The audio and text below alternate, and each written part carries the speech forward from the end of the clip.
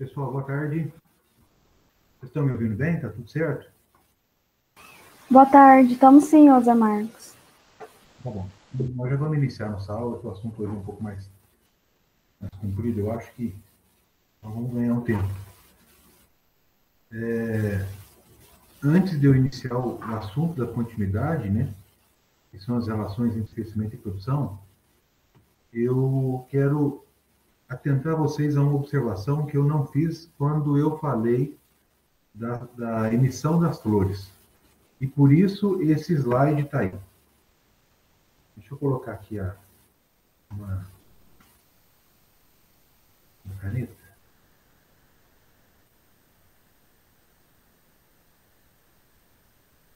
Uma tinta. Vou colocar tinta em vermelho.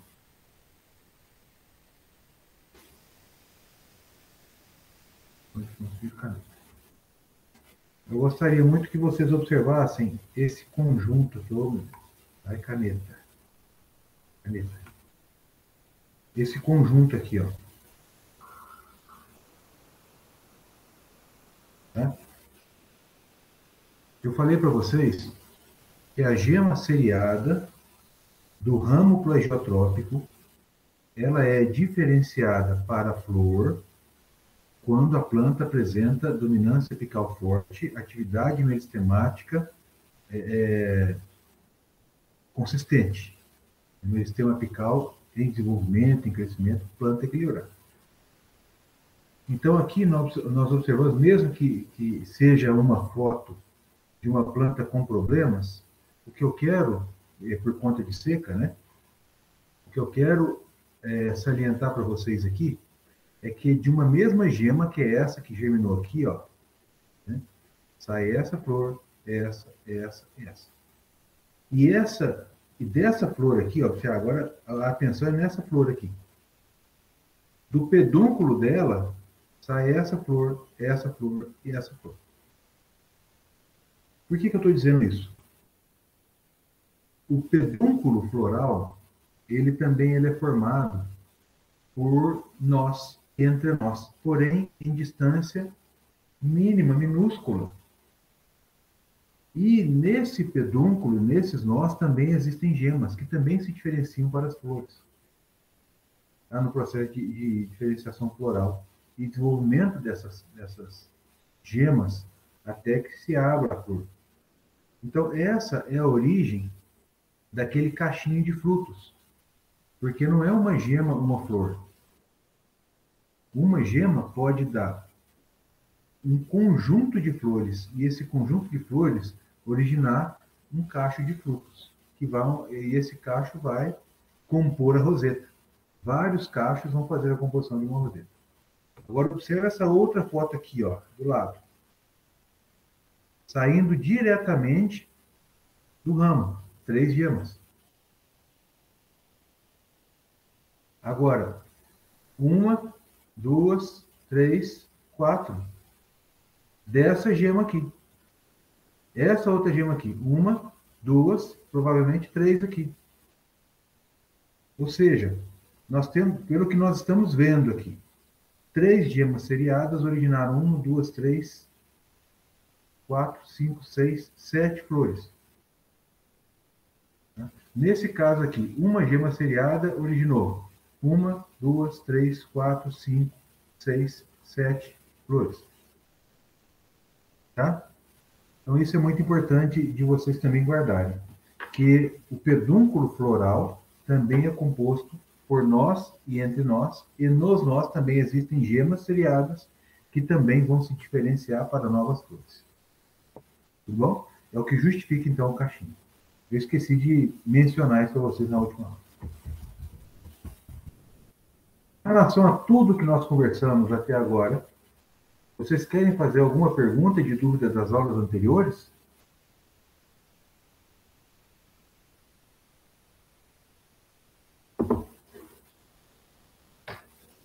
Bom, se não tem dúvidas, a plataforma ela já está atualizada, ela tem lá todo o conteúdo da aula de morfologia, até agora. Nós vamos finalizar agora com essa última aula, que eu vou tentar disponibilizar hoje ainda.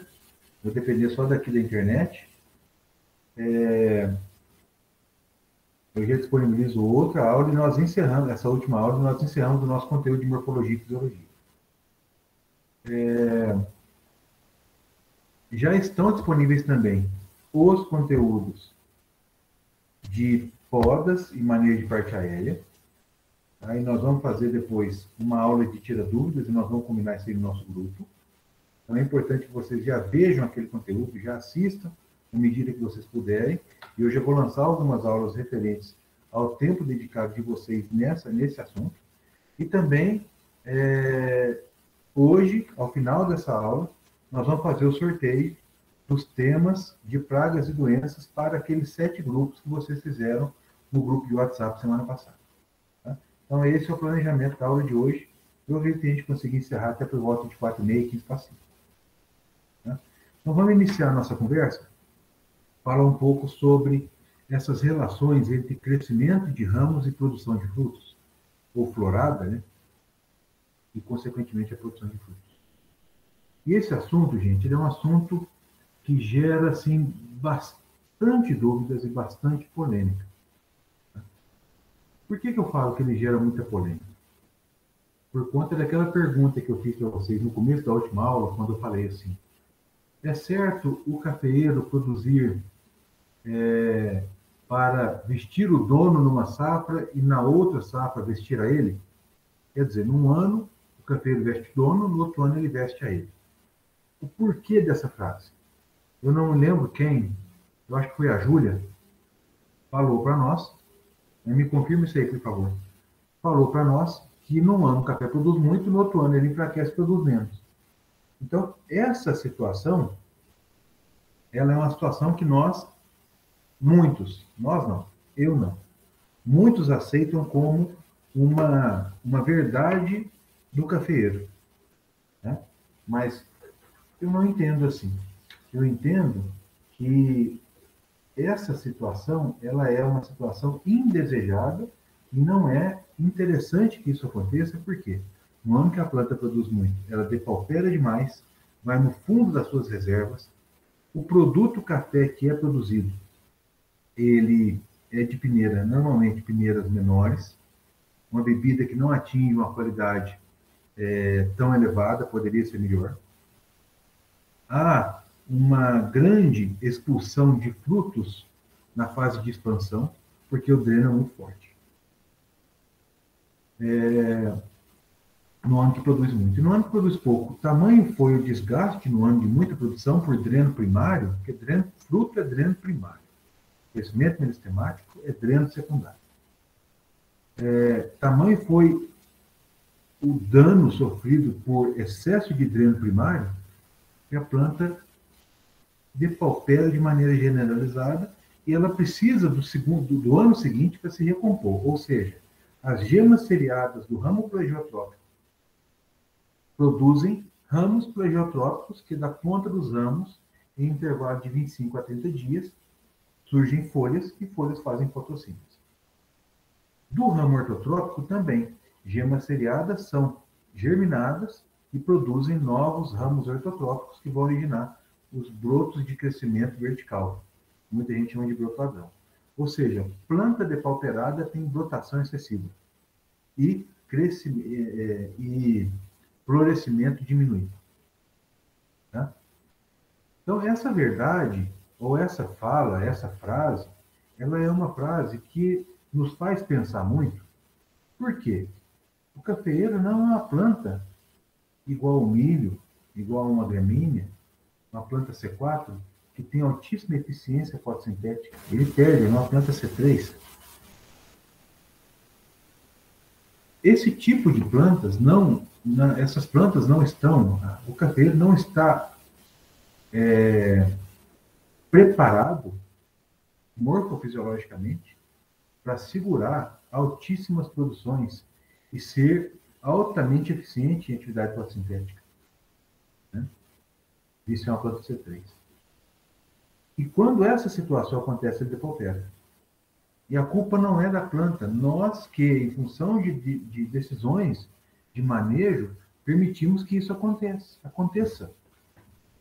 E essa permissão, ou essa possibilidade, ou o fato de nós possibilitarmos isso com estratégias de manejo, aí está o nosso erro. Aí está o nosso erro. Então, esse assunto é um assunto de muita discussão. É um assunto que merece muita atenção, porque a cafeicultura ela está transitando por um momento, né, que questiona isso. Questiona isso. As questões relacionadas à produtividade e qualidade não podem ser antagônicas. E eu falei para vocês que, em situações como essas, há um antagonismo, há uma competição entre produtividade e qualidade. Como que uma planta depauperada com excesso de carga vai produzir um café de boa qualidade?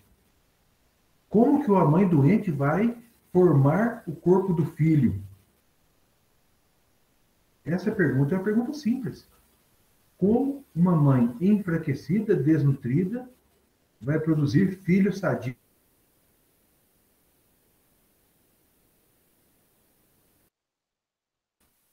Compreendem? Não é só uma pergunta que é feita para os animais. É uma coisa óbvia. Então, em cima dessa dúvida, em cima dessa situação, que nós conversaremos hoje sobre essas relações entre crescimento e produção de ramos, tá? E produção de frutos, desculpa. Podemos começar? Ou alguém já quer fazer alguma pergunta, alguma intervenção? Tudo certo aí? Tudo certo, Zé. Vamos lá. Aqui, nós temos uma sequência. Setembro de 2019, 2020, 2021. Como foi formado o café que foi colhido aqui?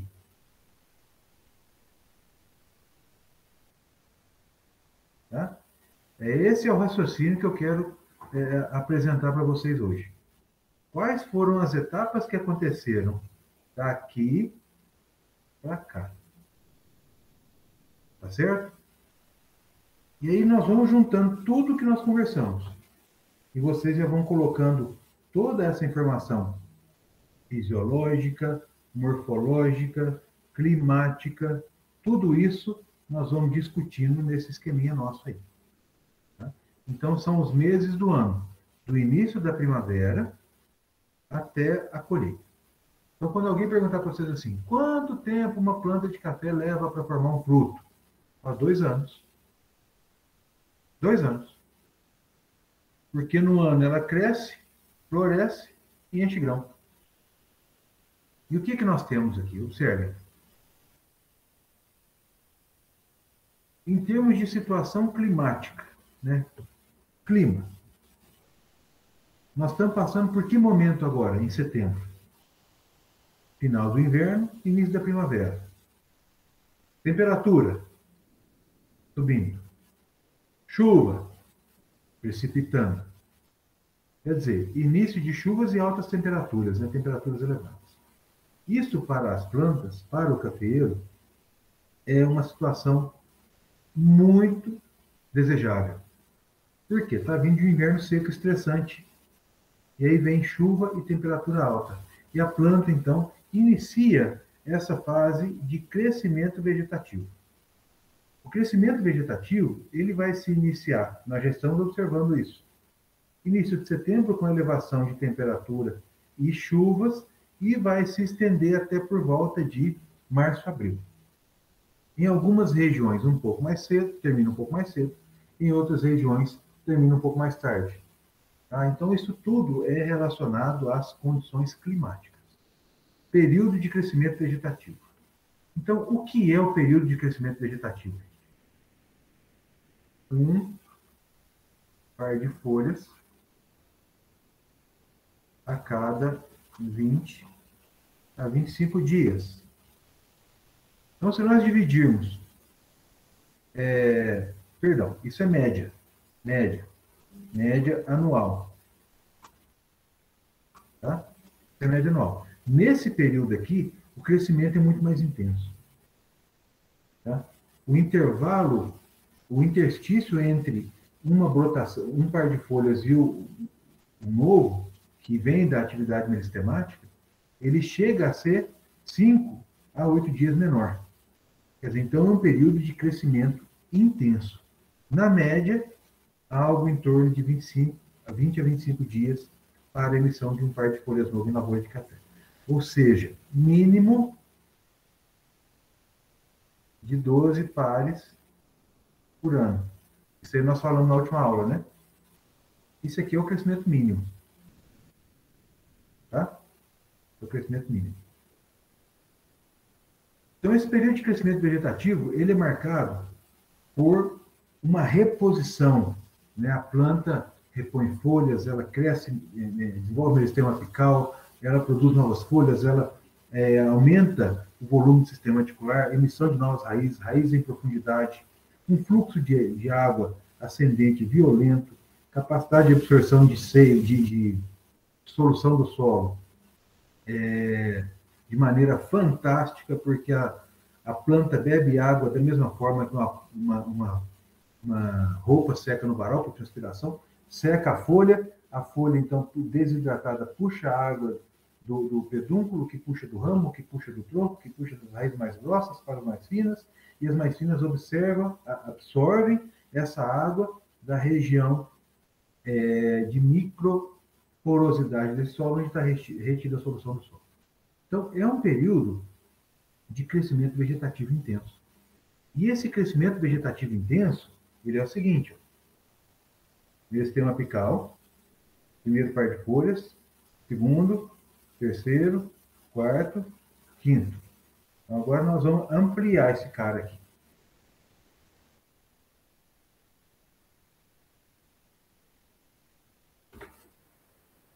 Nós vamos ampliar esse cara aqui. Opa, cadê? Aqui, ó.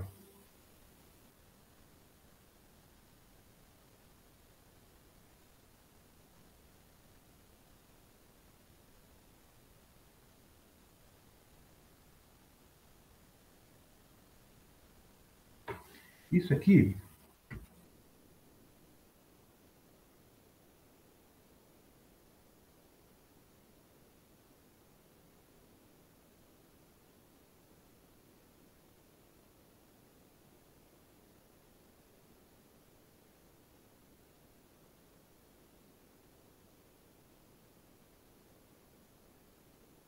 e aqui, ó, estão as gemas. Ou seja, para cada par de folhas produzido pelo meristema apical,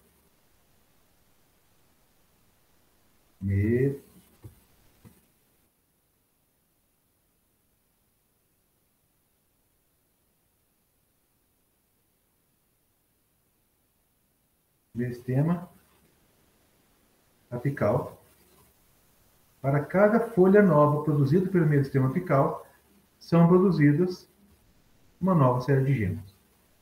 Ou seja, crescimento vegetativo intenso significa produção de folhas entre nós e nós. E nós, protegidos pela folha, pela axila foliar, estão as gemas. Isso é muito importante vocês deixarem bem marcado. Guardem isso. Por isso, crianças, é importante uma adubação bem feita, adubação equilibrada, adubação de solo com macro, adubação de foliar com micro, as questões relacionadas à correção da acidez potencial desse solo, o intervalo das adubações, tudo isso é muito importante, porque a planta tem um crescimento vegetativo restrito a esse período de verão. Isso tem que ser representativo para todo o período. Todo ano. Quer dizer, a planta trabalha muito, precisa de comida, precisa de água, precisa de manejo. Então, tome muito cuidado com isso. Então, vamos lá. Continuando. Vou voltar isso aqui para vermelho agora. No final desse período de crescimento vegetativo, e aí esse intervalo ele está longo, porque ele varia, entre os meses de janeiro, fevereiro, março, até abril, em algumas situações, de clima mais ameno, acontece o que nós chamamos de diferenciação das gemas. O que é a diferenciação das gemas? Significa dizer que a gema seriada ela vai ser direcionada para vigor da planta. Isso aqui ela vira flor. Ou depauperamento,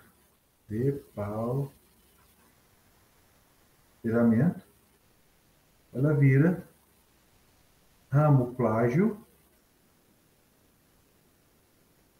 e do ramo plegiotrópico, folhas novas. E folhas novas, fotossíntese. Então, é o momento que a gema seriada vai ser informada qual o caminho que ela vai seguir. Então, fisiologicamente, essa planta, ela direciona a germinação dessa gema, em função do seu estado de vigor. Se o vigor está alto, alto vigor, escreve aqui, alto vigor da planta, caminhamento para flor, e flor, produção alta. Se baixo vigor, depauperamento, a gema vira ramo plegiotrópico, ramo plegiotrópico produz folhas novas, e aí, consequentemente, elevação da taxa fotossintética e fotossíntese líquida, consequentemente. E esse período, ele acontece no final do período de crescimento vegetativo. Ou seja, as gemas formadas de setembro, outubro, novembro, dezembro, janeiro, fevereiro, março, nesse período são diferenciadas. E aí acontece uma situação muito interessante, porque até aí nós temos aqui, ó, primavera aqui, primavera. Aqui nós temos o verão chegando. Depois já começa o outono. Então nós temos 3 meses de primavera, 3 meses de verão, 3 meses de outono, 3 meses de inverno. Então, primavera e verão, temperatura alta, mais no verão, mais precipitação, crescimento intenso.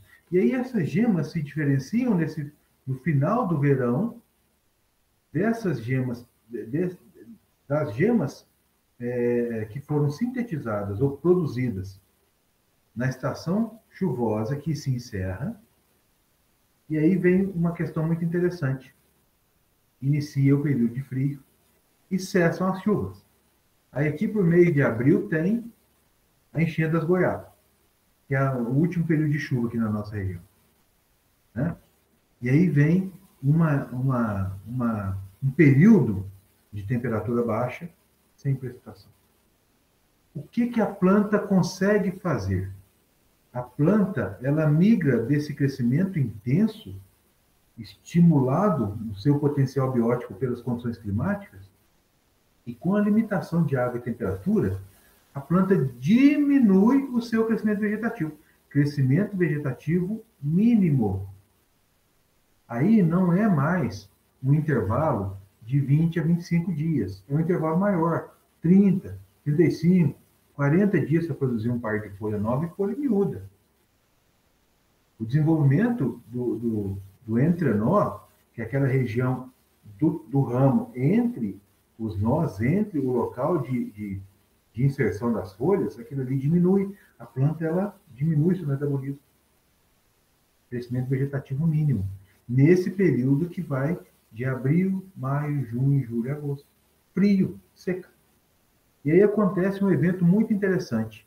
As gemas diferenciadas aqui, elas passam a um período de dormência. Elas ficam guardadas, protegidas do frio. O cafeeiro protege esses caras. E aí há uma questão muito interessante, né? Nesse período de dormência de gemas, acontece o que nós chamamos de uniformidade, uniformização da florada. As gemas todas que foram diferenciadas, a gema que foi produzida em setembro, a gema que foi produzida em dezembro, a gema que foi produzida em final de março, nesse período de transição, todas elas passam por esse período de dormência de gemas. Não é dormência da planta. A cafeira não é uma planta que representa esse estado de dormência como algumas frutíferas. A cafeira não faz isso, né? Mas apresenta, sim, esse stand-by das gemas, protegidas desse frio. E, consequentemente, chega a levar a essa uniformização da florada, que leva à uniformidade de maturação de frutos.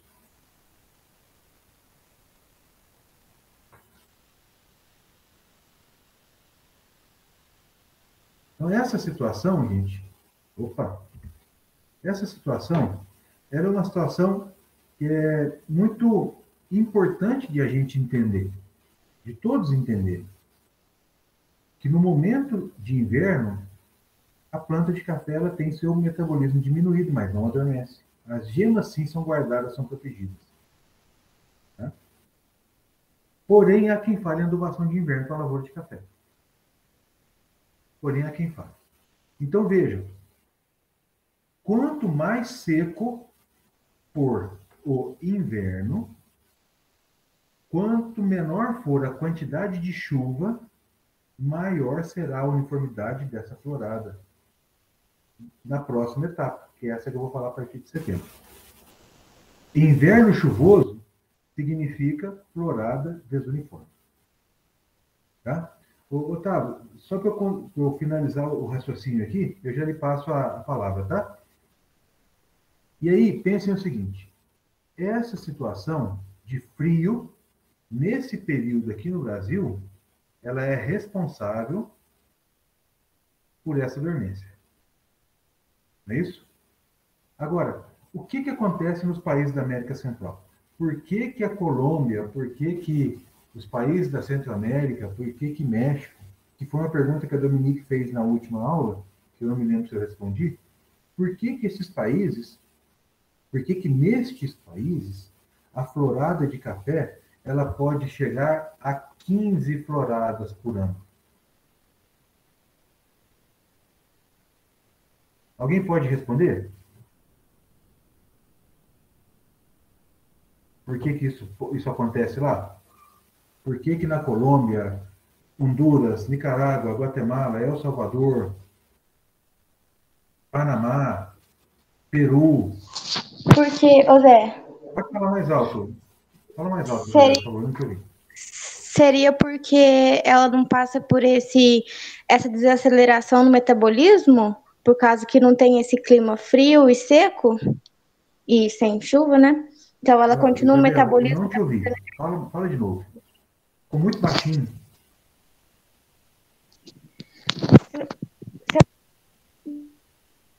Não te ouvi. Oxe.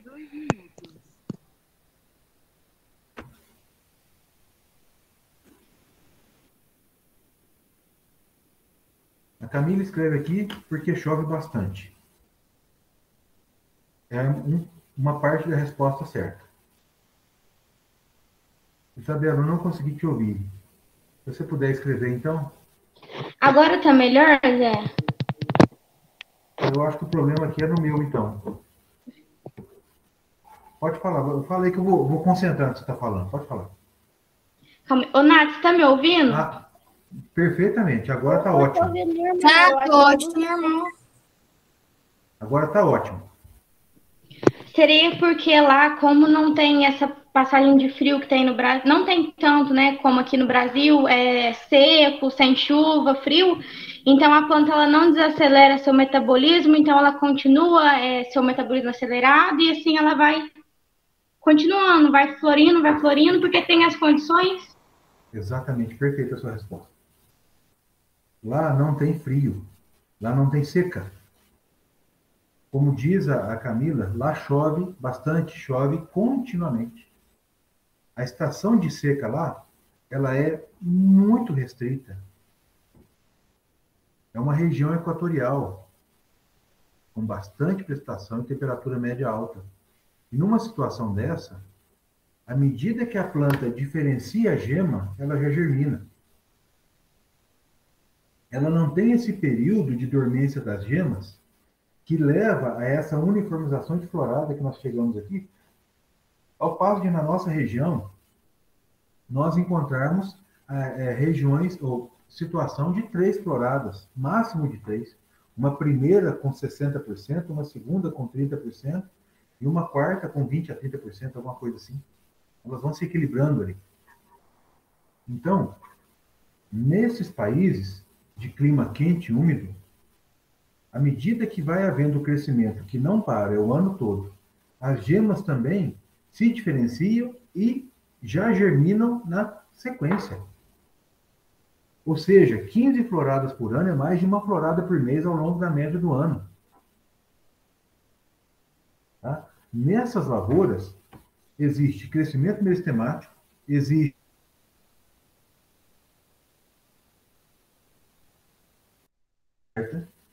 chumbinho, chumbão, grão verde e grão maduro na mesma planta. Aí o que é a questão, gente? A questão é muito simples. Por que que esses países fazem colheita seletiva dedo por dedo, fruto a fruto? Porque se eles fizerem igual nós fazemos aqui no Brasil, eles vão tirar de botão floral a fruto maduro. Então eles têm que tirar um por um mesmo. A maior parte desses países, eles começam a colher em fevereiro e vão até novembro. Tá? Vejam, eles chegam a ter 15 floradas por ano e chegam a fazer de 8 a 10 colheitas por ano, em média. Ou seja, passa na mesma planta 10 vezes colhendo só fruto maduro. E eles não fazem isso porque eles querem produzir qualidade. Não. Eles fazem isso porque se eles fizerem diferente, fizer igual a gente faz aqui no Brasil, eles vão retirar frutos que ainda não se completaram, vão retirar flores. E, consequentemente, o café que eles retiram de lá, que são os frutos maduros, eles apresentam um alto potencial de qualidade. Então, exploram isso de maneira correta. Eles estão fazendo um trabalho certo. Compreenderam? Otávio, fica à vontade, pode perguntar. Ô Zé, parte da minha dúvida foi respondida, viu? Perfeito. Mas eu queria saber se é só no Brasil que acontece esse período de dormência. Sim. E em alguns países da África também. Tá? Isso é uma condição climática, né? Quem estabelece é a condição climática.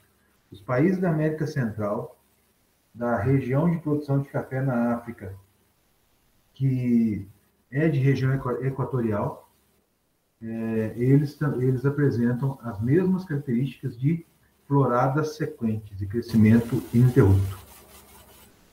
Essa questão relacionada a essa parada de crescimento, quer dizer, um crescimento mínimo, paradão, uma diminuição significativa no crescimento. Essa dormência dessas gemas recém-diferenciadas, isso acontece em situação subtropical. Subequatorial. Subtropical não, subequatorial. Que é a característica climática aqui na nossa região de produção. Tá certo, Otávio? Tranquilo. Ô Zé, no caso, se eu permanecesse um sistema de irrigação ligado o ano inteiro, eu quebraria esse período? Ficaria igual aos países... Não, porque falta temperatura. Não é só água. Entendi. Entendeu? O que vai levar, né, o que vai acontecer, se acontecer irrigação de inverno ou chuva de inverno, é uma desuniformização dessa florada. Mas abrir antes, não. Tá certo?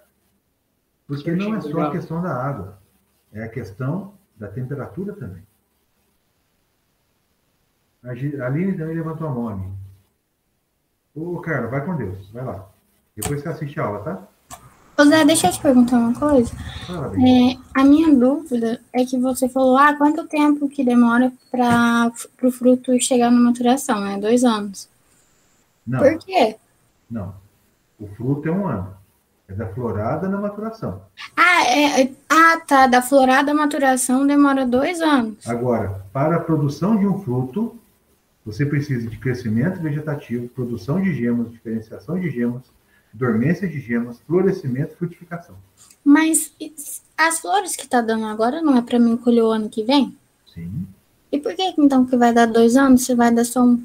As flores que estão dando agora, elas foram produzidas quando? Elas começaram ano passado, né? É isso, do crescimento da atividade meristematica. Entendi. Aí do fruto verde até a maturação, então, demora Fruto 1 ano. verde é Da aqui, ó. florada até a maturação são 2 anos. Não. A florada é agora em setembro. Nós já vamos chegar nisso. Maturação aqui, é 1 ano. Agora, para se produzir as flores, tem que produzir ramos. Não é isso? Sim. Então, produz o ramo, acontece a florada que está saindo dessa fase de dormência, que vai ser aqui, nesse período, e depois vem toda a fase de frutificação até a colheita aqui. Eu estou antecipando que nós vamos conversar. São 2 anos do meristema apical no fruto. Quer dizer, 2 anos que a gente considera crescimento, diferenciação, florescimento e frutificação. Entendi. Mais alguma pergunta, gente? Pois não, pode falar. Mais alguma pergunta, gente? Então vamos lá. Vejam. Crescimento vegetativo, temperatura alta. Começou. Explosão de crescimento, adubação, vigor. As gemas produzidas diferenciaram. Frio. As gemas diferenciadas adormeceram. Aí, novamente, melhorou a temperatura no início da primavera. Entre agosto e setembro, elevação de temperatura e início de precipitação. Numa situação dessa, essas gemas que estavam dormentes são induzidas ao florescimento. Então, a dormência de gemas, ela vai levar aquela primeira fase de desenvolvimento das gemas com aqueles esporões, depois o botão floral e depois a abertura das flores. O cafeiro é uma planta cleistógama, autofecundação em 90% das flores, e aí nós temos uma primeira florada aqui, uma segunda florada aqui e uma terceira florada em novembro. Como eu disse para vocês, um período longo na fase de chumbinho, onde os frutos provenientes da primeira florada, do pegamento da primeira florada, eles já começam uma expansão mais cedo, né? Segunda florada e terceira florada, ou seja, do florescimento, que é um florescimento gregário. O que é um florescimento gregário? É um florescimento conjunto, numa mesma região. Por quê? Clima, tá? Temperatura e precipitação. Nessa situação, acontece um florescimento. Quanto mais seco for o inverno, mais uniforme é esse florescimento. Tá? E desse período de florescimento vem o que a gente chama de fase de frutificação. Que é esse vermelho aqui, ó. Frutificação. A fase de frutificação é composta pela fase de chumbinho, que aí vem a fase de expansão, como eu disse para vocês, é a água que faz isso. Os frutos são inflados com água. Da fase de expansão, inicia a fase de granação, também chamado de enchimento. Enchimento dos frutos. Atinge aqui o que a gente chama de maturação fisiológica.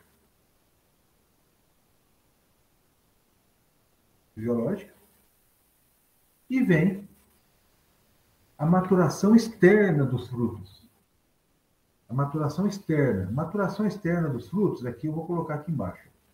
Ó, mudança na casca.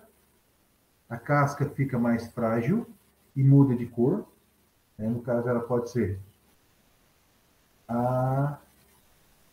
amarela ou vermelha.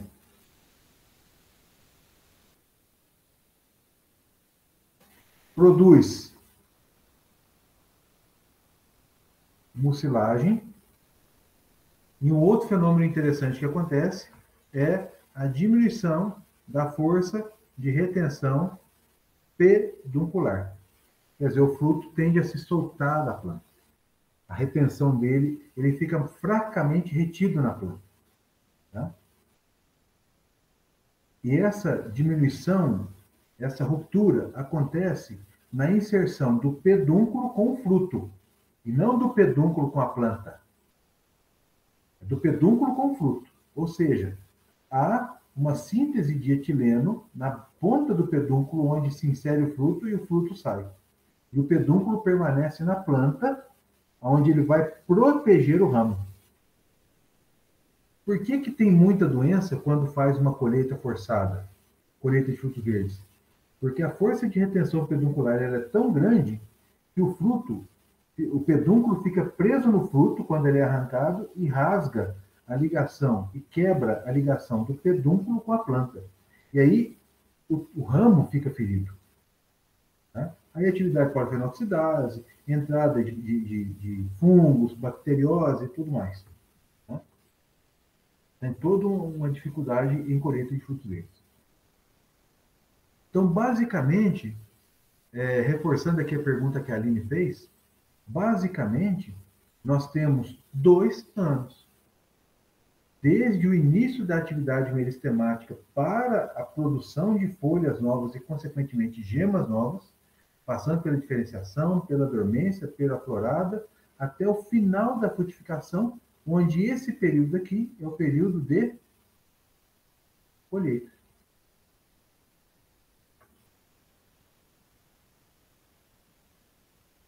Vocês querem fazer alguma pergunta sobre isso?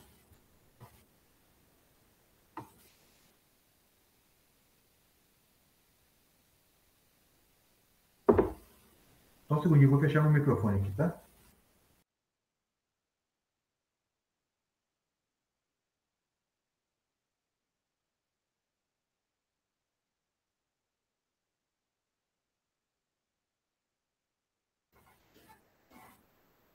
Vocês querem fazer alguma pergunta, gente? Eu peço encarecidamente que vocês entendam isso aí. Se vocês tiverem dúvida, vocês perguntam. Porque, veja, pode falar. Eu tenho uma pergunta aqui. Aquela parte que você falou lá que vai arrancar o pedúnculo do fruto, que parte que é essa? É na granação? Não, obrigado.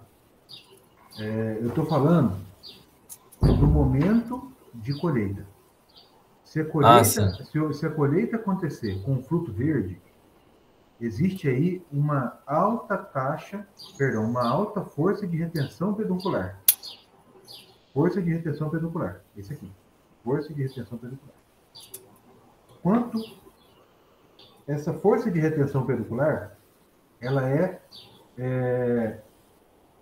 inversamente proporcional ao avanço da maturação. Ou seja, frutos verdes, força de retenção peduncular elevada. Frutos maduros, força de retenção peduncular diminuída. Fruto seco, se ventar, cai. Tá? Então, essa situação é a seguinte. Quando o fruto está maduro, deixa eu fazer um desenho aqui. Vou mudar o mouse.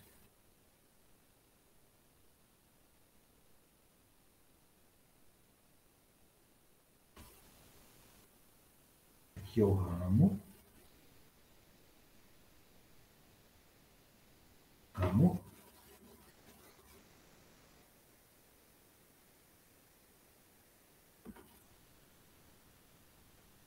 Pedúnculo.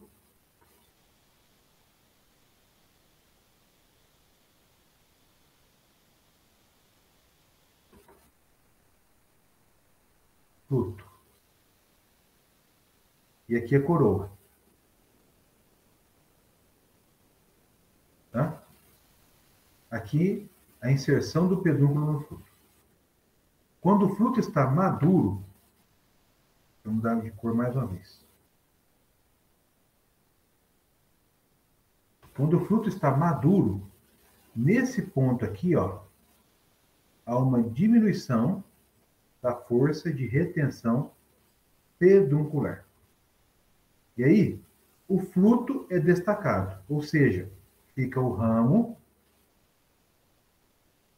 com o pedúnculo e esse pedúnculo com restos do fruto. Ele fica assim. O fruto saiu fora. O que é o diferencial de uma colheita de frutos maduros? O diferencial é que o fruto se rompe na base dele de inserção do pedúnculo. E o pedúnculo permanece ligado ao ramo. Agora, isso aqui em caso de fruto maduro. No caso do fruto verde, o que acontece?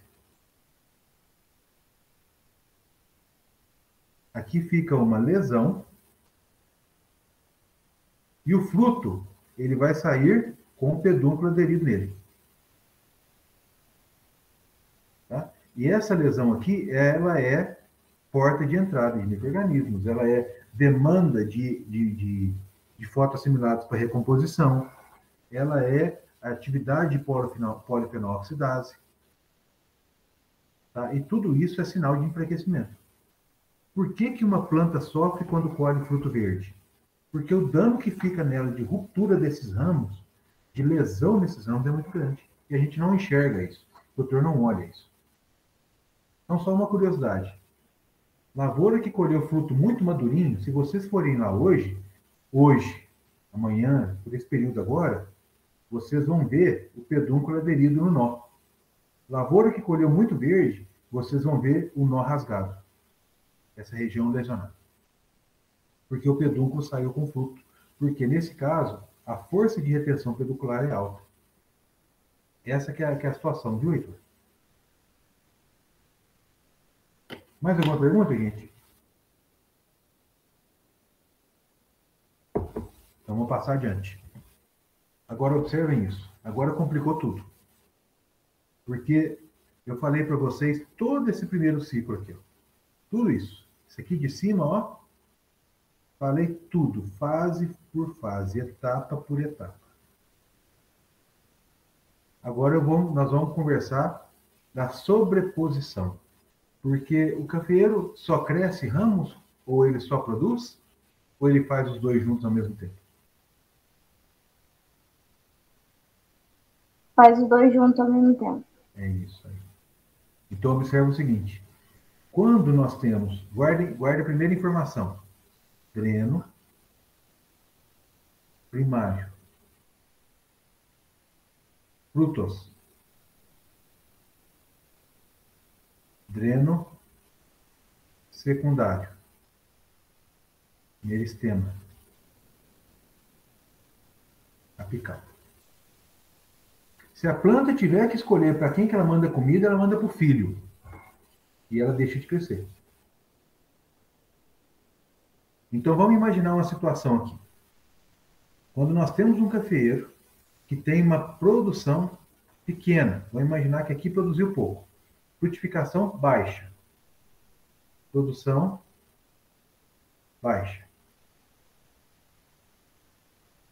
A produção do crescimento, essa produção aqui, essa frutificação que está acontecendo de setembro de 2019 até agosto de 2020, que aconteceu, né?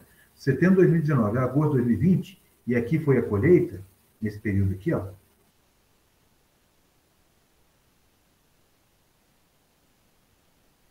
Essa produção aqui, vamos imaginar que ela foi baixa. Se essa produção foi baixa, o dreno primário é alto ou baixo? É uma pergunta. Se a produção desse ano, colheita de 2020, foi uma produção baixa, o dreno primário nesse período foi alto ou baixo?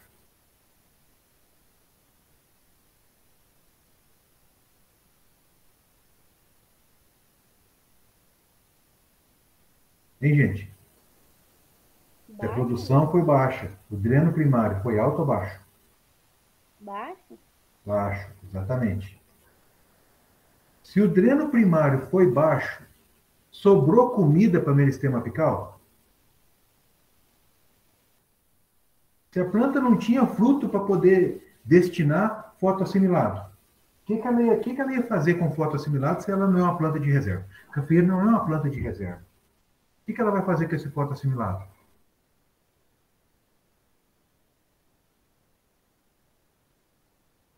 Vamos lá, gente. Oi? Mandar para o meristema? Crescimento. Meristemático alto. Exatamente essa reflexão. A cafeeira não é uma planta de reserva. Ela faz fotossíntese. Se ela não tem dreno primário para poder absorver aquilo tudo, sobra energia para dreno secundário. Ou seja, se a produção foi baixa, sobra energia para atividade meristemática. Crescimento alto.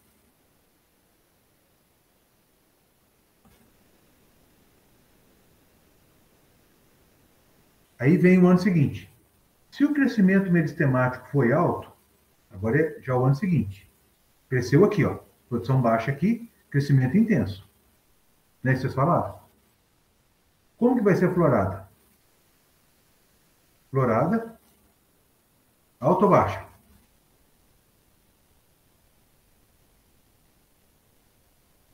Alta. Alta. Por quê? Porque cresceu muito. Se a florada foi alta, a produção será,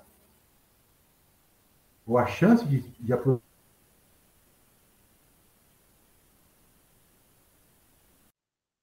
essa frutificação aqui, se ela foi alta, como que é então o dreno primário?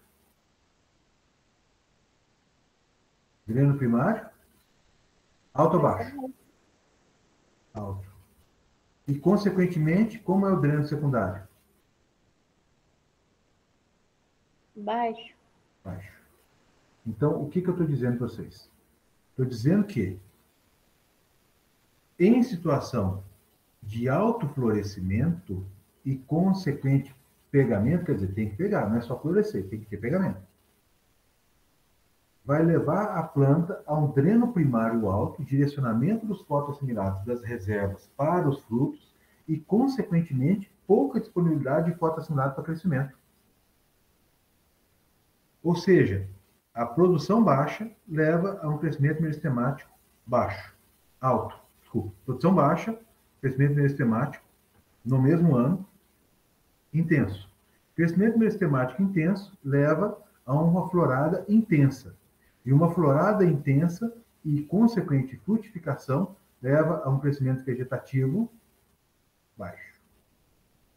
E aí vem a origem da bienalidade de safras. Por isso que as pessoas dizem que o café no ano produz muito, no outro ano produz pouco. E é isso que eu falei para vocês que está errado. Nós não podemos aceitar.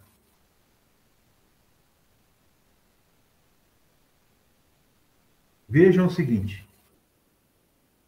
Quando nós quando nós observamos essa situação, deixa eu mudar a cor aqui para poder aumentar um pouco a bagunça. Vou colocar aqui violeta. Quando nós temos uma situação de crescimento junto com frutificação, quando nós temos uma situação que a planta executa duas funções no mesmo ano, ela não só cresce ou ela não só produz, ela cresce e produz. E o crescimento e a produção, eles têm que andar juntos. Não pode ser muito crescimento e pouca produção, e não pode ser muita produção e pouco crescimento. É daí que vem a maior parte dos problemas. Eu vou continuar explicando de uma outra forma. Né? Isso aqui tudo a gente tem relembrado. Relação fonte-dreno, já falei. Meristema apical, estou falando em toda a aula. Ramo progeotrópico, vocês lembram. Gema seriada. Dreno primário, dreno secundário. Já falei hoje também. Falamos de diferenciação. Falamos de emissão de novas folhas. Falamos de bienalidade de safra. É importante que vocês tenham entendimento desses termos, porque agora vai entrar uma situação muito interessante de a gente refletir. Esse aqui é um gráfico ou um esquema, um desenho, uma dinâmica que traz aqui a taxa de crescimento de uma planta. Então, vamos entender o gráfico. Taxa de crescimento alta, aqui. Alto crescimento. Em 2018, alto crescimento. Em 2019, baixo crescimento. Em 2020, alto crescimento. Em 2021, baixo crescimento. Tá? Isso aí, essa questão de alto crescimento e baixo crescimento, quer dizer, no ano cresce muito, no outro ano cresce pouco. No ano que a planta não produz, cresce muito. No ano que a planta produz muito, cresce pouco. Relação fonte e dreno. Então, nós temos um sobe e desce de crescimento e produção, quer dizer, cresce muito no ano 2018, cresce pouco em 2020, 2019, cresce muito em 2020, cresce pouco em 2021. E aí isso acontece, essa senoide acontece. E o invertido acontece com a capacidade produtiva. Enquanto aqui, em 2018, a planta cresceu muito, ela só cresceu muito porque a produção em 2018 foi baixa. Ou seja, produção baixa em 2018, crescimento alto em 2018. Se a produção é baixa em 2018, sobra fotoassimilável, que a feira não é uma planta de reserva.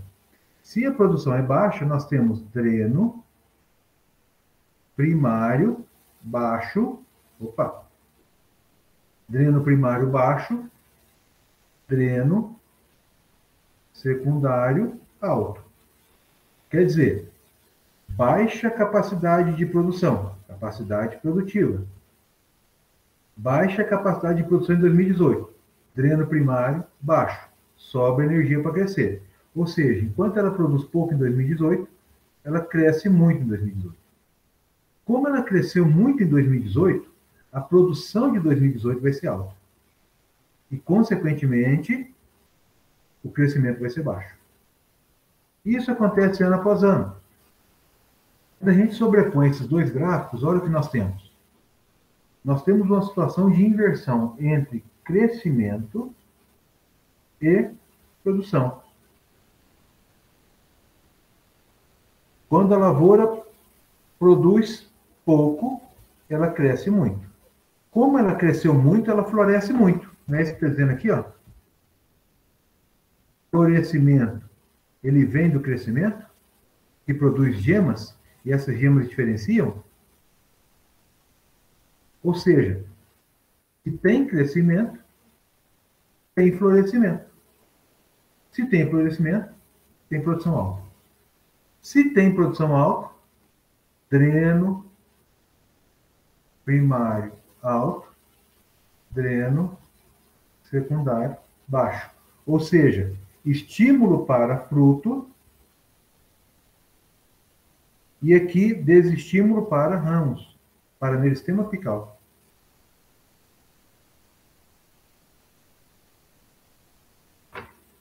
Isso acontece, crianças, ano após ano. Produção alta, crescimento baixo. Se aqui cresceu baixo, floresce pouco, produz pouco. Aí, como aqui produz pouco, nós temos um dreno primário baixo e, consequentemente, crescimento meristemático. Crescimento meristemático, produção de ramos, gema seriada, florescimento. Florescimento alto.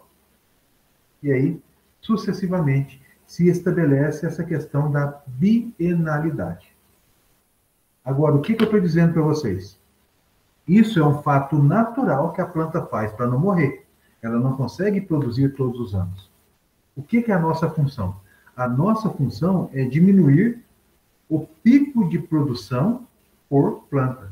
Essa planta não pode produzir de maneira desequilibrada. Ela tem que produzir e crescer. Ou seja, esse crescimento, ele tem que ser menor e essa produção, e consequentemente a produção vai ser menor. Se o crescimento for menor, a produção vai ser menor, no ano seguinte o crescimento tende a ser um pouco maior e a produção tende a ser um pouco maior. Esse gráfico não vai ter uma amplitude desse tamanho. A amplitude vai ser menor. Nós teremos planta crescendo e produzindo todos os anos. Esse é o desejado. Pois não, Aline, pode falar. Ô, Zé, deixa eu te perguntar. Aí, uma das primeiras aulas, você perguntou se era normal o cafeiro dar um ano bem e um ano pouco. Aí eu falei que era. Aí você falou assim, não é, né? Porque o certo é sempre produzir o mesmo campo. Só que esse gráfico, ele prova totalmente o contrário. E se for pelaquela lógica da safra zero, aí vai provar ainda mais que um ano produz mais e um ano produz menos. Se nosso interesse é sempre produzir o mesmo tanto, por que a gente faz a safra zero? Aí eu tô meio confusa. Tudo bem, entendo. É porque tá difícil de entender. Essa questão, essa confusão, ela é muito interessante. Essa confusão só vem porque você está refletindo sobre o que eu estou falando. Pode continuar assim. Não, mas... É assim mesmo. É que eu não sei se me faz bem, porque eu fico muito doida aqui pensando, sabe? Então, estude mais. Busque, pesquise mais. Nossa, e tipo assim, porque lá na primeira aula falou uma coisa. Não, aí agora parece que tá dizendo, entendeu? Aí eu entro em conflito com a minha cabeça. Não. Então, na realidade, eu não falei coisas diferentes. É você que está confusa. O que eu estou fazendo no gráfico aqui é uma situação de bienalidade extrema, que é o que nós não desejamos, mas que acontece. Isso que eu estou mostrando para vocês aqui é uma situação prática. O cafeeiro é uma planta que, quando não manejada corretamente, apresenta esse comportamento de crescimento e produção. E em cima do comportamento equivocado, desequilibrado, que é esse aí, eu estou falando para vocês. O interessante é nós trabalharmos com uma situação de menor amplitude, que é essa barra aqui. E eu estou dizendo ainda que maior amplitude, ela está relacionada a manejo equivocado. Entende? Eu não estou dizendo que isso aqui é o que tem que acontecer. Eu estou dizendo para você que isso é o que acontece de maneira equivocada. E que nós temos que trabalhar de uma maneira a diminuir essa amplitude de picos de produção. Aí, no caso, teria que estar aí na metadezinha, igual o senhor desenhou aí. Tem que... Não poderia estar tão alto assim. Exato. E todo ano ter o mesmo campo, porque um ano produz aquele tantão e depois nada. E aí, ao longo da disciplina, Aline, eu vou lhe explicar como faremos isso. Como nós podemos fazer com que o café diminua essa amplitude.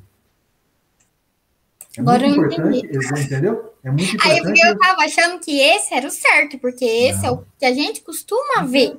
Isso. Mas então o cultivo, aquele que eu perguntei do Safra Zero, ele é errado? Não.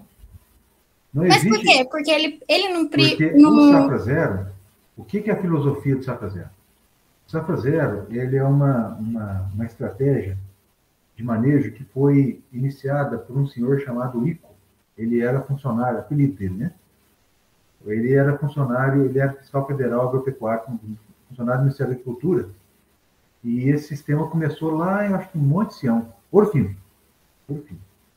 Ele que inventou isso. O que ele fez? Ele fez com que a planta... Deixa eu voltar aqui, ó. Eu vou apagar isso tudo aqui agora e vou explicar a sua pergunta.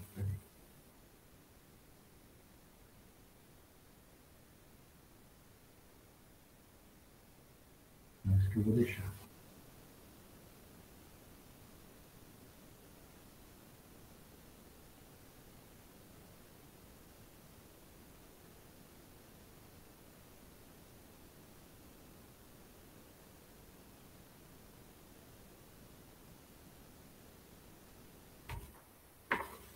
Vou responder a sua pergunta, tá?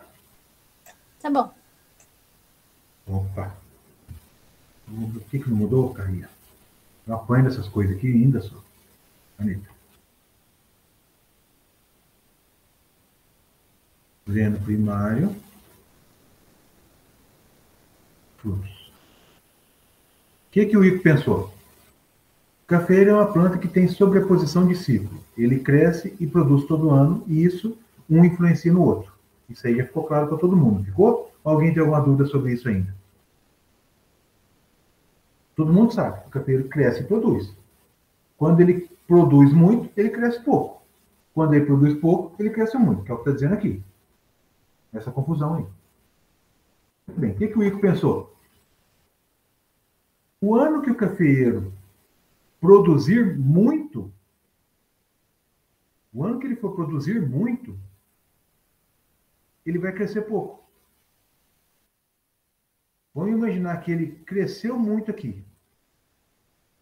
Ele cresceu muito. Florescimento alto. Produção alta. Esse crescimento aqui ele vai ser como? Ele não vai ser baixo? Não é o que está dizendo aqui embaixo? Quando nós temos uma alta produção, nós temos um crescimento baixo. Quando nós temos uma alta produção, nós temos um crescimento baixo. Quando nós temos um crescimento alto, florada alta, produção alta, no ano dessa florada, no ano dessa frutificação, o crescimento é baixo. Por quê? Porque o cafeeiro prioriza frutos, que é dreno primário, e não prioriza meristema apical, que é dreno secundário. O que o Ico pensou? O ano que a planta produziu muito e cresceu pouco, e aqui, ó, imagina que aqui agora vem setembro, que seria a florada. A florada nesse ponto aqui vai ser intensa? A florada aqui em setembro, ela vai ser uma florada intensa no exemplo que eu estou dando? Não, porque se ela frutificou muito, a próxima... Exatamente. Mas aí tem o custo da colheita, tem a proteção desses frutos, tem o custo dessa secagem que vem depois dessa produção pequena. O que o Ico pensou? Eu vou pegar esse crescimento vegetativo, que foi pequeno, e vou jogar ele fora. Eu não vou permitir que a planta tenha dreno primário. Se a planta não tem dreno primário, se ele fez um esqueletamento e a planta não teve florada, 100% dos seus fotoassimilados dessa folha que está sendo produzida após essa poda vai ser direcionado para crescimento. Ou seja, quando se faz o esqueletamento, a quebra da dominância apical em 100%, consequentemente, a gema seriada do ramo plagiotrópico vai ser diferenciada para ramo plagiotrópico e produzir folha. O que o sistema safra zero permite? A retirada desse pequeno crescimento que daria meia dúzia de flor, joga isso fora, esqueleta e reestabelece um crescimento vigoroso, porque o cafeeiro é um arbusto e responde à poda. E aí, esse ano seguinte agora de 2000, que a produção foi em 2020, certo? O exemplo que nós demos. Poda ele em 2021, ele cresce até 2022 e produz em 2023. A produção vai acontecer 100% em 2021. Aqui, ó. 100% em 2021. Em 2022, vai ser crescimento em 100%, porque não tem produção. Crescimento em 100%. E 2023 vai ser safra 100%. Ou seja, no ano é safra 100, no outro ano, safra 0. Aí, nessa situação, o Aline, é bienalidade 100%. Aí o cafeeiro cresce no ano e produz no outro. Não tem sobreposição de safra. Zé, agora eu entendi. Muito obrigada, viu? Imagina. Agora eu vou te dar uma sugestão. Assiste a aula de poda. Eu tava baixando os arquivos lá. Eu vou assistir sim. Eu vi que o senhor postou hoje. Isso. Dá uma olhada. Não, eu acho que postei semana passada. Não. É que eu abri hoje. Tá bom, dá uma olhadinha. Tá? Obrigada. Agora, Aline, você fique à vontade para perguntar. Pergunta mesmo, viu? Uhum. E aí, se tiver alguma dúvida, manda mensagem no grupo. O que eu peço é que vocês mandem mensagem no grupo, para que todo mundo veja a dúvida e todo mundo participe da discussão. Porque, às vezes, uma pessoa não quer se manifestar, não quer fazer uma pergunta, mas tem a dúvida que você está colocando. Tá? Coloca no grupo lá que a gente vai discutindo. Certinho, obrigada. Então, eu que agradeço. Otávio, pode falar. Ô Zé, por exemplo, eu comecei a fazer um sistema de safra zero. Aí eu fiz as podas, dei esse estímulo de crescimento na planta, né? Ela vai ficar um ano crescendo para produzir no outro. Ela acostuma com esse estímulo, ela vai ter a safra 100 dela. Depois, se eu quiser voltar para um sistema que não é de safra zero, como que eu faço essa transição de volta? Não, tem só você não podar. E aí, no próximo ano, você vai ter que catar grão de novo. Não, é só você não podar, tá? Se você não podar, a planta vai florescer. E esse florescimento vai ser pequeno, porque a safra foi alta. Entende? Sim. Agora, veja, tem uma questão muito importante. Gente. O sistema de safra zero é um sistema de alto nível tecnológico. Vocês não saem fazendo sistema de safra zero em lavoura meia boca, não. Vocês matam a planta, viu? O sistema de safra zero tem que ser com cultivar melhorado, tem que ter alto nível de fertilidade, nutrição das plantas, manejo fitossanitário top, brotação, desbrotas frequente, porque senão a planta não aguenta. Pensa o seguinte, quando a gente estimula a planta só a produzir e a crescer pouco, porque a safra foi muito alta, decorrente de um florescimento alto, decorrente de um crescimento alto no ano anterior, nós estamos levando esse cara ao nível máximo do estresse.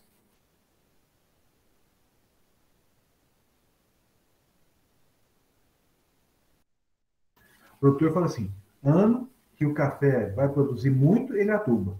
Ano que o café vai produzir pouco, que a safra é pequena, ele não aduba direito, não faz nem calagem, não faz nem análise de solo.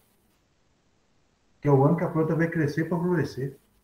Não pode. Mas aí numa dessas eu vou matar, se eu fizer. Ué. Porque aí só seria a época de eu adubar, seria a época que ele não está adubando.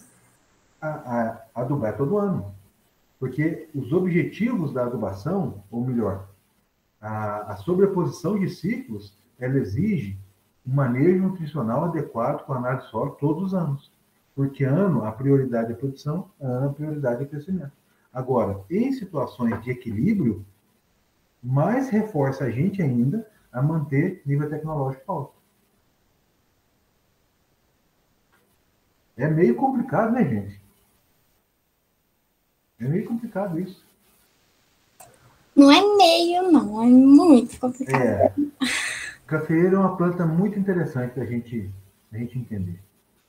O engraçado é que é meio difícil, mas é gostoso, né? E eu vou morder na minha língua, porque quando eu entrei na agronomia, eu falei que eu não gostava de café, e agora eu tô gostando. A questão é que a gente vê o seguinte, gente.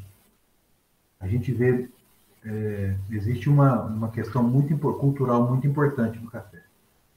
E aí, a tradição da cultura, ela vem de pai para filho, né? De neto, do avô para o pai, do pai para o filho, e aí vem geração em geração. Tem gente que está com café na família há 5 gerações. E aí as pessoas vão esquecendo que existe uma teoria por trás, que existe um entendimento científico por trás. E vai banalizando as questões técnicas. Isso é extremamente importante. Isso é extremamente importante. O café é uma cultura que tem muita ciência por trás dele. E os produtores e muitos consultores, muitos técnicos, simplificam demais. Não é isso não. É extremamente importante entender o porquê de cada coisa. Se hoje, dentro dessa cultura mediana que eu estou falando para vocês, a produtividade é 27 sacos por hectare, quando uma pessoa conhece e faz as coisas muito bem feitinhas, essa produtividade ela aumenta de maneira significativa. Gente, vou dar um testemunho para vocês de coisas simples. Aqui na escola, eu estava hoje rodando lavoura de café com o Pedro, nós estamos finalizando poda e eu estava vendo florada em alguns talhões. Tem talhão nosso aqui que produziu 90 sacos por hectare esse ano e 50 ano passado. E olha que a gente passa dificuldades, porque a nossa compra é por licitação. Eu estou dando um testemunho de coisas que são relacionadas, que eu estou vivendo aqui na escola. Agora, quem conhece a lavoura de café e emprega corretamente as questões de fertilidade, de poda, manejo fitossanitário, o plantio adequado, escolha de cultivares, consegue produzir tranquilamente uma produtividade, no mínimo 40%, 50% acima da produtividade média nacional. Quer dizer, eu estou falando de média de 40, 50 sacas por hectare, gente.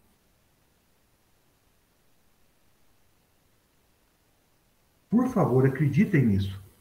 A cafeicultura, a nossa planta de café, ela sofre com os dogmas, com as falsas verdades. Cafeeiro é uma planta bienal. No ano veste ele, no outro veste o outro. Isso é mentira. Não precisa fazer análise de solo em ano de produção baixa. Outra mentira. Adensamento diminui a capacidade produtiva. Mentira. Adensamento impede a mecanização. Outra mentira. Café Mundo Novo e Catuaí são os melhores que tem. Mentira! E as pessoas não refletem sobre isso.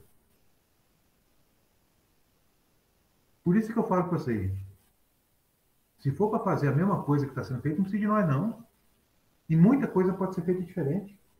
Só depende de vocês, depende de nós. Tem que conhecer, tem que entender. Porque se não conhecer a planta, não vai saber adubar, não vai saber podar, não vai saber falar de praga e doença, não vai saber falar de nada. E aí a cafeicultura continua a mesma. O negócio é muito complexo, viu, gente? Muito complexo. Ô, Otávio, pode falar. Antes de falar, eu queria falar, Zé, que falar uma coisa, tem muito tempo que eu vejo lavoura de café, desde que eu nasci, todo dia eu aprendo muita coisa na aula, viu? Eu agradeço pela observação, Otávio. E, assim, outra coisa que eu ia te perguntar é isso que você falou do adensamento aí. Lá, eu sempre escutei falar que para fazer safrazeiro era melhor lavoura mais adensada. E aí eu estou fazendo uma lavoura que não é adensada. E, assim, o que eu vi mais na tua aula é que o adensamento, ele favorece esse equilíbrio de ano a ano, né? Exato. Por exemplo, e pro esqueletamento também tem sentido, porque é mais planta por hectare, já que eu vou esqueletar, vou aumentar a produtividade do mesmo jeito. Sim. Mas e nesse sentido de lavoura que não é adensada e eu fazer o sistema de safra zero, ele é melhor fazer convencional ou safra zero mesmo, assim, com tecnificação? Olha, lavoura abaixo de 3.500 plantas por hectare, eu estou recomendando arrancar tudo. No mínimo 4.000 plantas por hectare. O que acontece, Otávio, quando a gente permite uma planta de café crescer demais e produzir demais? Vejamos o seguinte, uma planta com espaçamento de 1,5 entre pé. 1,20 a 1,5 entre pé. Um pé por copo. Uma planta dessa, depois do esqueletamento, com uma adubação pesada, produto via solo, essa planta vai crescer demais, vai florescer demais e vai produzir muito. E aí, quando ela produz muito, toda a reserva vai para fruto. Todo o fotossimilado vai para fruto. Essa planta, ela vai ter vigor de brotação? Como vai ser a brotação dela? Vai ser boa ou vai ser desuniforme e fraca? Lembra que ela não tem reserva. Ela jogou tudo para o fruto, que é muito. É uma pergunta. O que você acha? Zé, o cachorro latiu, que eu não escutei a tua pergunta, perdão. Tá. Considerando que você faça o esqueletamento, uma adubação pesada na planta, aplique produto sanitário, faça um manejo adequado e ela cresça absurdo. E ela vai produzir, florescer muito e vai produzir muito. Então ela vai crescer, florescer e produzir muito. Aí você faz o esqueletamento. Inicia o sistema de safra zero. Essa brotação, ela vai ser vigorosa ou ela vai ser uma brotação limitada? Em uma planta depauperada? Se você continuar o manejo adequado, fizer esqueletamento, vai ser vigorosa de novo. Não, essa brotação vem de uma planta depauperada. Quando a gente faz o esqueletamento, Otávio, a gente elimina toda a folha da planta, só deixa ramo. Toda a atividade de renovação da parte aérea, ela vem de uma reserva que a planta mantém. Se a planta gastou tudo o que ela tinha com uma safra muito alta, essa brotação seguinte à safra, pós-poda, ela vem fraca. Porque a planta não tem força. Aí depois que ela brota, é que ela começa a fazer fotossíntese novamente. Essa é a diferença de uma recepa sem pulmão de uma recepa com pulmão, que está na aula de poda. Então, a chance dessa planta sofrer demais nesse início dessa fase pós-poda, início de crescimento vegetativo, é muito grande. E isso vai acontecendo, essa queda vai acontecendo, esse enfraquecimento vai acontecendo ano após ano, até que a planta morra. Ou seja, o sistema de safra zero, ele tem que acontecer em uma planta que consiga reservar em seus ramos carboidratos que possam ser úteis no início da brotação.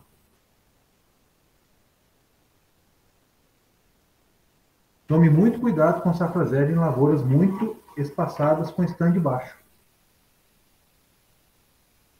Muito cuidado. Porque isso leva a um depauperamento e morte de plantas. Quando vê, você vai ver a lavoura começando a ter falhas de plantas morrendo. Porque o sistema de safra zero leva a planta ao extremo da sua produção. E aí, criança, só falando aqui um pouco sobre, pegando o gancho do Otávio, como diminuir essa florada intensa? Como diminuir essa produção intensa? Como equilibrar crescimento e produção? Nós vamos fazer com que a planta de café cresça menos. Ao invés de deixar ela espaçosa, com volume de solo, com luminosidade à disposição, a gente aproxima uma planta da outra. Isso é o adensamento. E nós vamos conversar sobre isso lá na aula de implantação. Que é o tópico, se eu não me engano, é o tópico número 7. Que agora eu falo de cultivares, depois eu falo de poda, que já está disponível, depois falo de recomendação, de corretivos fertilizantes, e depois praga e doença, que já está disponível também, que nós vamos iniciar hoje, e com sorteio, né? E aí vem implantação. Então, o que eu estou falando para vocês é um novo modelo de cafeicultura baseado em informações que são desprezadas. É muito doido. E Aline, a questão é, a gente se interessa por aquilo que nos faz pensar. E a gente consegue, quando a gente reflete, a gente se motiva, e a gente busca a resposta, e a gente estuda, se interessa, e aí vai. Por isso que o café é o que é hoje, que faz a gente pensar demais. Otávio, respondi a sua pergunta? Respondeu sim, obrigado, José. Imagina. Alguém mais tem alguma pergunta, gente? Alguém quer fazer mais alguma pergunta? Bom, então, nós encerramos aqui o conteúdo do tópico 2 de morfologia e fisiologia do café. Tá? Se vocês tiverem alguma dúvida, mande lá no fórum de dúvidas, por favor, ou manda no grupo de WhatsApp, que a gente vai conversando a respeito. Certinho?